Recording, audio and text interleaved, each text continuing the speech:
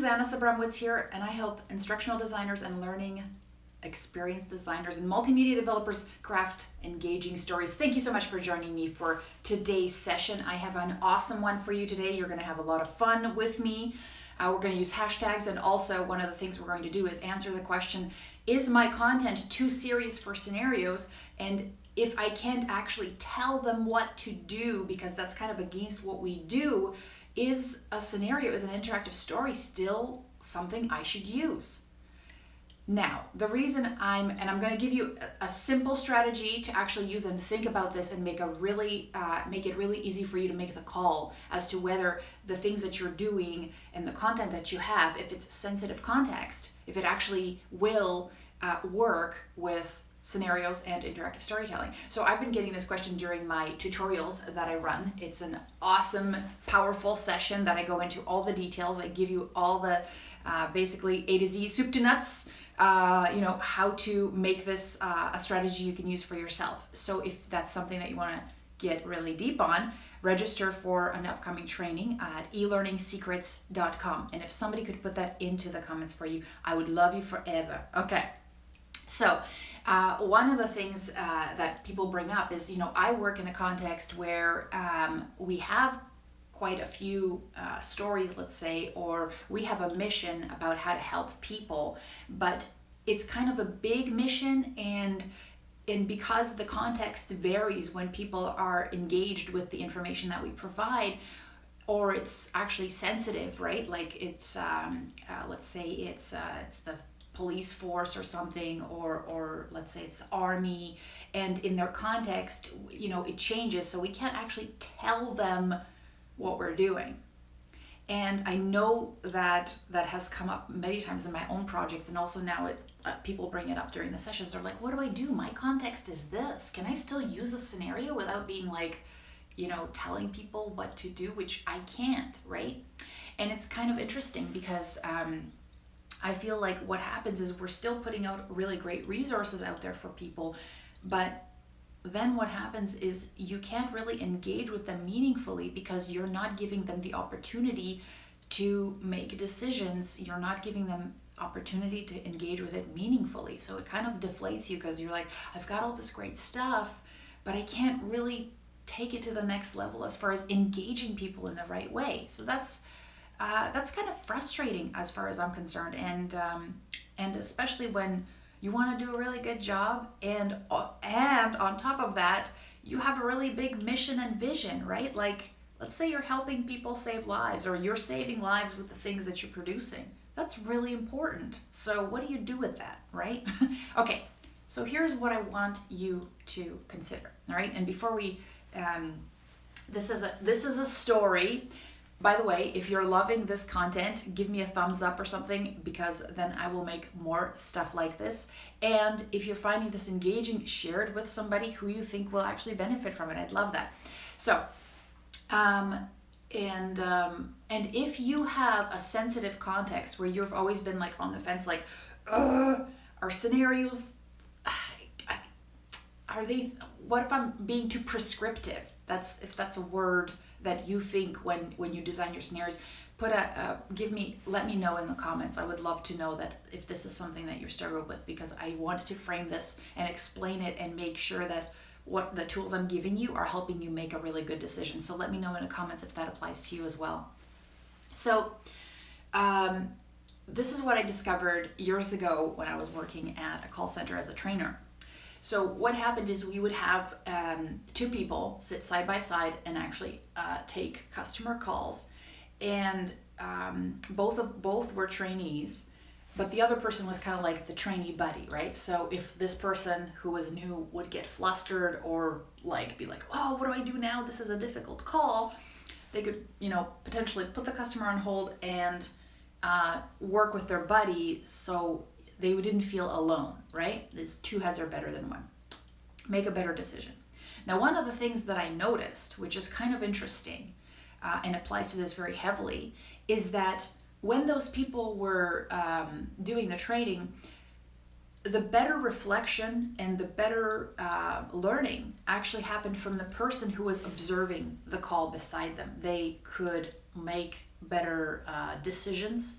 they'd have better recommendations, and they actually thought about and reflected about what they would do in that situation. So it's almost like being the buddy was way more beneficial than being the person doing the action. Because definitely there was think about the mindset, right? You're kind of, one is you're in the moment and everything is very intense, and you're kind of thinking with like this almost a reactionary kind of thing, because it's it's your voice, it's you talking to the customer, it's your butt on the line, right? And then the person beside them is able to kind of step back from that and have this distance. And that distance is a beautiful thing for reflection and refinement, because it also makes you think, what would I do in that situation? And that's why I think this is going to help you very much, especially in those difficult contexts. So I love that idea of that distance without contextual separation. So they know they're going to have to take a call one day. They know they're going to have to do that work. However, one of the things that is awesome is that because it's not impacting on them specifically, they can look at it from a distance, and that distance is the gold. All right, so let me just talk about scenarios for a little bit, because scenarios, as far as I'm concerned, which is a situation with a bunch of options and a consequence, the options that are basically they determine the outcome, right, of those consequences. One of the things that's going to happen is you're going to have scenarios, and the scenarios will be a part of, let's say, a simulation. And then you will have scenarios that are a part of stories. And this is what's cool. If you have scenarios in a simulation, those usually can be a first-person kind of experience, right? And then what happens is that person is acting as if they are in that role, and they are that first person taking a call. And so they can practice steps. Now, one of the things I always talk about is that some people aren't ready to engage in a deep sim. Because if they're not ready, they don't see the value, or they feel like they have beliefs about themselves as a person capable of executing these tasks. They will not feel good about that sim. They will actually struggle. It might actually demotivate them because they're not ready. So this is a different strategy. This is where most people think that scenarios fit.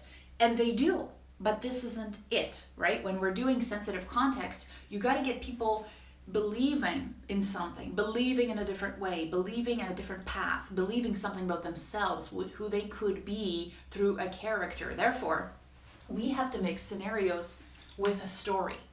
And a scenario with a story, this is what's the beautiful thing. This is what gives us that distance.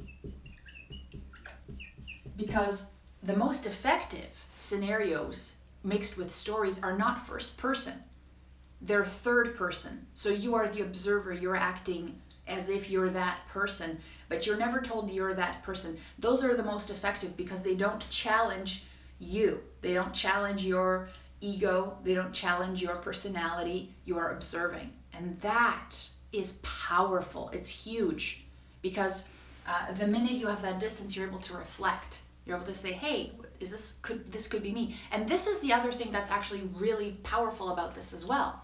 It's because you can say, in a scenario, you're tied with a story. The story could be a compilation from real people and what they thought and what they believed and what decisions they made. So you're not saying you're being prescriptive. When you're going out there saying, we made this scenario based on decisions other people have made, preamble that, based on true stories. See how it plays out. See if any of these resonate with you. Some may not, that's fine. What would you do instead?